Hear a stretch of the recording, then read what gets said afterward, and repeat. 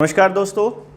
आज थोड़ा सा मैं आपको एक रिव्यू दे देता हूं आज की वीडियो में कि आने वाले वक्त में आप किन किन चीज़ों से रूबरू होने वाले हैं और आपके साथ ये लोग क्या करने वाले हैं।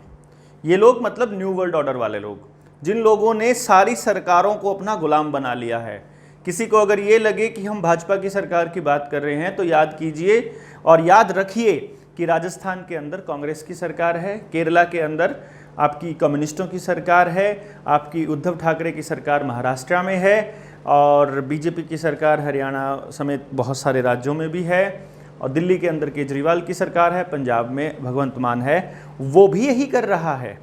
कहीं आपको ध्यान न हो कि अभी अभी 2000 किसानों को उन्होंने आदेश पारित कर दिया था कि या तो कर्जा भरो या जेल में जाने के लिए तैयार रहो।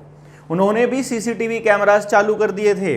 आपको मैं ये जो चीज़ें बता रहा हूँ कि आपको आने वाले वक्त में हाइव ऑफ माइंड्स का एक कॉन्सेप्ट समझ में आएगा कि मतलब दिमागों का एक छत्ता, जैसे मधुमक्खी का छत्ता होता है, वैसे कहने का मतलब क्या हुआ कि जिन लोगों ने बूटी ली हुई है, मान लीजिए उनका दिमाग किसी तरह से इस तरह एडजस्ट कर लिया जाए या उनको इस तरह से सिखा दिया जाए या इस तरह से कनेक्ट कर दिया जाए किसी तरह इंटरनेट के साथ, तो क्या होगा, उनको विचार वो भेजे जाएं जो वो चाहते हैं।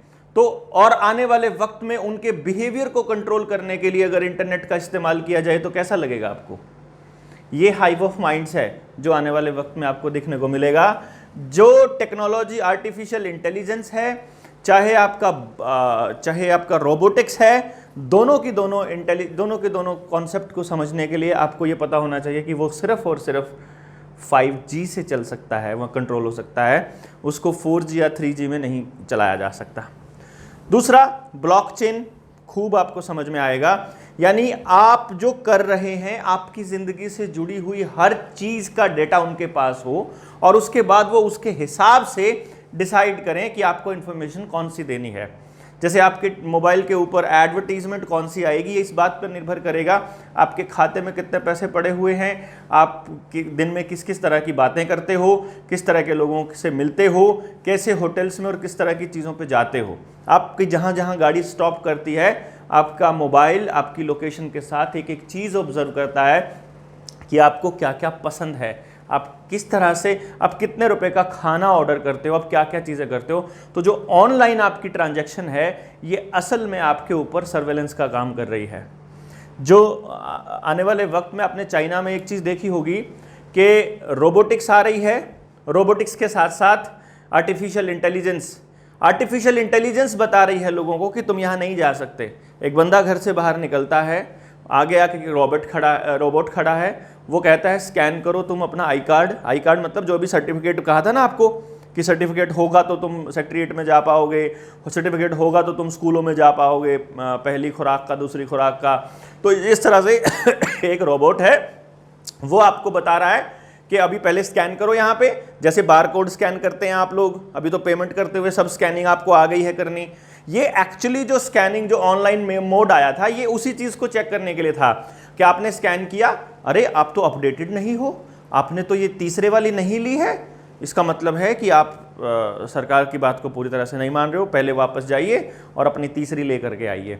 और वो अगर आप ज़बरदस्ती करके आगे जाने लगोगे तो उसके पास नया कुछ है आपको केमिकल डालने के लिए, जिससे आप बेहोश हो सकते हो, आपको ये जो आपके आसपास हाईवेज नज़र आ रहे हैं बनते हुए, ये सीसीटीवी कैमराज लगे हुए हैं आपके गांव और शहरों के अंदर, ये क्या लगता है आपको कि ये आपकी सुरक्षा के लिए हैं? ये हालात वैसे बनाए जाते हैं। पहले इन्हीं के आदमी यानी कि प्रशासन हमारे बीच में अपराध को होने देगा, फिर उसको पकड़ने में सीसीटीवी कैमरा की मदद लेगा और फिर बताएगा कि सीसीटीवी कैमरा की वजह से वो पकड़ा गया।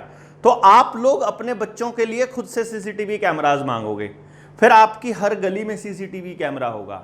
ये असल में फेशियल रिकॉग्निशन वाले हाई रेजोल्यूशन सीसीटीवी कैमराज असल में आपकी निजता की हनन के लिए हैं। असल में ये इस चीज़ के लिए है। आप अभी आजकल आप हर सोसाइटी के अंदर एक चीज़ देख रहे हो, हर सोसाइटी ने एक ऐप दी है जो वहाँ आने जाने वाले लोगों का ट्रैक रखती है। आपने सीसीटीवी कैमराज लगा रखे हैं हर सोसाइटी में। ये जानते हैं कितनी खतरनाक चीज़ है? आपको क्या लगता है कि आप ही आपकी सुरक्षा के लिए कर रहे हैं।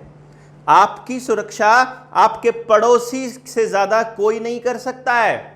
इस बात को समझिए।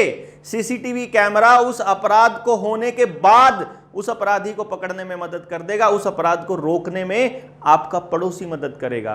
तो आपने क्या किया कि पड़ोसी के साथ जूता बजा लिया, पड़ोसी को कह रहे हो कि भाई हम शहर में क्यों गए। कितने सारे लोगों का यह मत रहता है कि भाई तुमने शहर में क्यों शिफ्ट किया, कि ना शहर का माहौल अच्छा है। शहर का माहौल कैसे अच्छा है कि शहर में ना किसी को किसी से कोई मतलब नहीं है। अच्छा, तो गांव में जो लोग बैठे होते हैं, जो बात करते हैं, उसका मतलब आप ये सोचते हो कि किसी को किसी की लाइफ में दखलंदाजी होती है गांव में, इसीलिए गांव का माहौल अच्छा नहीं है। तो शहर का माहौल इसलिए तुम्हें अच्छा लग रहा है कि वहां किसी की दखलंदाजी नहीं है, तो वहां पर फिर आपकी सुरक्षा भी तो नहीं है, आप वहां सुरक्षित भी तो नहीं है। सबसे ज़्यादा डरे हुए कौन थे? शहर के लोग। सबसे ज़्यादा खतरा कौन महसूस कर रहे थे? शहर के लोग। सबसे ज़्यादा अपने बच्चों को गुलामी का पटका कौन पहना रहा है? शहर का आदमी।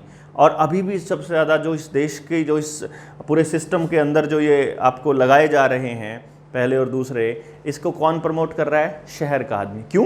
क्योंकि वो पड़ोसी से बात नहीं करता, क्योंकि उसे डिस्कशन का मुद्दा, उसको डिस्कशन के लिए वक्त ही नहीं मिलता, या वो बात करने की हिम्मत ही नहीं करता।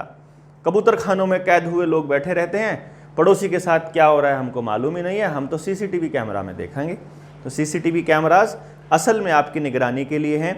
अभी तो इन्होंने शुरुआत की है कि एक तरह की गाड़ियों के ऊपर नंबर प्लेट लगा दी जाए, वो नंबर प्लेट से आप ट्रैक होंगे। मतलब जो टोल लगे हुए हैं या कैमराज लगे हुए हैं, वो स्पेशली उस नंबर प्लेट को ट्रैक करते हैं, और फिर उसके बाद मोबाइल, वो आपका फेशियल रिकग्निशन वाले कैमरास आपको भी ट्रैक करते हैं।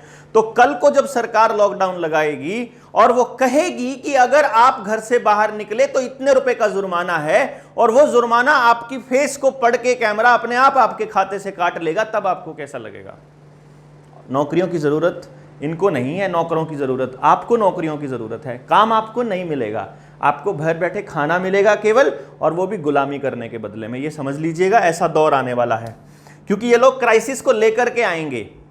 ये बैठ के बात करते हैं वर्ल्ड इकोनॉमिक फोरम के अंदर, ये कहते हैं कि दुनिया के ऊपर एक बड़ा सा क्राइसिस आ जाए तो सारी दुनिया घुटनों पे आ जाएगी, और जो हम कहेंगे वो मानने को तैयार हो जाएंगे, और न्यू वर्ल्ड ऑर्डर के लिए पूरी दुनिया तैयार हो जाएगी। यही है वो न्यू वर्ल्ड ऑर्डर, जहां केवल और केवल खाने और पानी के लिए आप सब कुछ करने को तैयार होंगे। जो सस्ते मजदूर कहते हैं, कैपिटलिज्म वाला जो दौर है, वो असल में अब आ रहा है फोर्थ इंडस्ट्रियल रेवोल्यूशन के नाम पर, और ये आपको कंप्यूटर करेगा।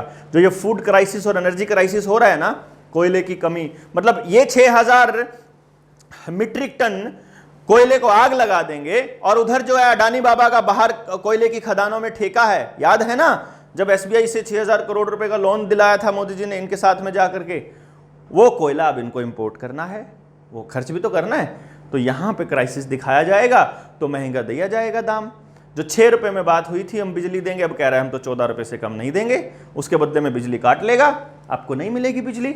तो ये काम करने वाला है। ये फूड क्राइसिस और एनर्जी क्राइसिस जो श्रीलंका में हो रहा है, वो प्लान्ड है, योजनाबद्ध है। जो यूक्रेन और रशिया का युद्ध था वो योजनाबद्ध था, और आने वाले वक्त में जो देश के अंदर सिविल वॉर होने वाला है, जो ये दंगे के लिए माहौल बना रहे हैं, आप क्या सोचते हो ये कोई हिंदू मुसलमान का दंगा कराने की सोच में है? आप इनको मौका चाहिए, ये आग लगा देंगे इस देश को।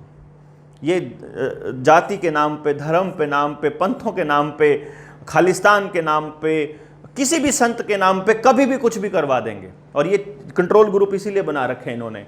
ये जो महात्मा बना रखे हैं, ये कोई धर्मगुरु नहीं है, ये इनके मैनेज्ड लोग हैं। जो पहले मैनेज थे वो या जेल में हैं या चुप हैं, बैठे हुए चुपचाप लगवा रहे हैं, और नया आदमी तैयार हो रहा है जिसको ये लोग जगत गुरु के रूप में तैयार कर रहे हैं। ये आपको मालूम नहीं है, क्योंकि वो तो कहता है they want more souls on earth, I want less souls on earth. वो कहता है ऐसा कि मुझे कम लोग चाहिए धरती पर, लोग जाने चाहिए, डिपॉपुलेशन होनी चाहिए, वो ऐसा बोलता है।